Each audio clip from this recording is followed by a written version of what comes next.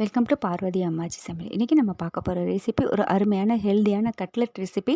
வீட்டில் இருக்கிற பொருட்களை வச்சே நம்ம சுலபமாக செஞ்சு கொடுத்துடலாம். ஈவினிங் டைம் ஸ்நாக்ஸுக்கு ரொம்ப அருமையாக இருக்கும். வாங்க வீடியோக்குள்ளே போவோம். இந்த ஹெல்தியான கட்லெட் ரெசிபி எப்படி செய்யணும்னு பார்ப்போம். இதுக்கு முதல்ல ஒரு 2 உருளைக்கிழங்க நல்லா வேக வச்சு எடுத்துக்கோங்க. பொடி பொடியாக நறுக்கி வச்சுருக்கேன் வேக வச்ச உருளைக்கிழங்க. அது கூடயே ஒரே ஒரு கேரட் அதையும் துருவி வச்சுக்கோங்க. ஒரு குடமிளகாயை பொடி பொடியாக நறுக்கி வச்சுக்கோங்க. 1 கப் அளவு ஓட்ஸ் எடுத்துக்கோங்க.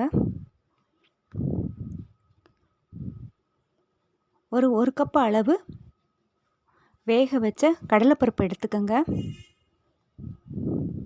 எடுத்துட்டு ஒரு வெங்காயம் பொடி பொடியாக நறுக்கி அதை சேர்த்துக்கோங்க. பச்சை மிளகா காரத்துக்கு தகுந்தாப்புல சேர்த்துக்கோங்க. மல்லி இலை கருவேப்பிலை இலைகளை சேர்த்துக்கோங்க. ஒரு மிளகா கூட நீங்கள் சேர்த்துக்கலாம், ஏன்னா நம்ம மிளகாத்தூள் சேர்க்குறோம். மஞ்சத்தூள் 1/4 ஸ்பூன் சேர்த்துக்கோங்க. 1/2 ஸ்பூன் அளவுக்கு மிளகாத்தூள் சேர்த்துக்கோங்க. கரம் மசாலா தூள் 1/4 ஸ்பூன் சேர்த்துக்கோங்க. 1/4 ஸ்பூன் அளவு ஜீரகத்தூள் சேர்த்துக்கோங்க. 1 ஸ்பூன் அளவுக்கு உப்பு சேர்த்துக்கோங்க. ஒரு அரை லெமனில் கொஞ்சமாக பிழிஞ்சு விட்டுக்கோங்க. விதைகள்லாம் எடுத்துகிட்டு பிழிஞ்சுக்கோங்க. ஆம்ச்சூர் பவுட்ரு இருந்தால் ஆம்ச்சூர் பவுட்ரு சேர்த்துக்கலாம், இல்லைன்னா நம்ம லெமன் பிழிஞ்சுக்கலாம். 1 ஸ்பூன் அளவுக்கு உப்பு சேர்த்துட்டு எல்லாத்தையும் ஒன்று நல்லா மிக்ஸ் பண்ணிக்கோங்க. தண்ணி சேர்க்க தேவை கிடையாது. தேவைப்பட்டால் மட்டும் ஒரு ஸ்பூன் அளவுக்கு தெளித்து பிசைஞ்சுக்கோங்க. இந்த அளவுக்கு நல்லா பிசைஞ்சிட்டு கைகளில் எண்ணெய் தடவிட்டு உங்களுக்கு என்ன வடிவங்கள் வேணுமோ அந்த அளவுக்கு கட்லெட்டுகளாக செஞ்சுருங்க. நான் ரவுண்ட் ஷேப்பில் தான் செஞ்சுருக்கேன். செஞ்சுட்டு இதை டீப் ஃப்ரை பண்ணணும்னு அவசியம் கிடையாது. இதே போல் எல்லாத்தையும் செஞ்சு வச்சுடுங்க. செஞ்சு வச்சுட்டு டவாவை காய வச்சுட்டு அதில் கொஞ்சமாக எண்ணெய் ஊற்றிட்டு எண்ணெய் நல்லா காஞ்ச உடனே அதில் போட்டு பரட்டி எடுத்துருங்க. எண்ணெய் நல்லா காயட்டும். அதிக காய்ச்சல் அவசியம் கிடையாது.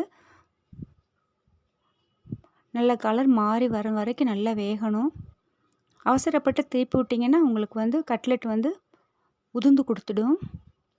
நல்லா வெந்த உடனே திருப்பி விடுங்க.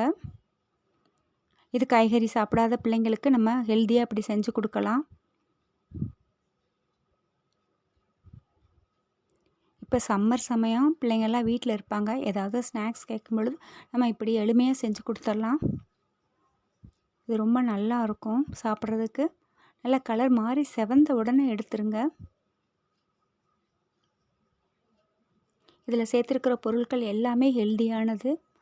இந்த அளவு வந்த உடனே எடுத்துருங்க. அருமையான கட்லெட் தயாராகிடுச்சு. இது சாஸ் கூட சாப்பிட்றதுக்கு ரொம்ப நல்லாயிருக்கும். கண்டிப்பாக உங்கள் பிள்ளைகளுக்கு செஞ்சு கொடுங்க.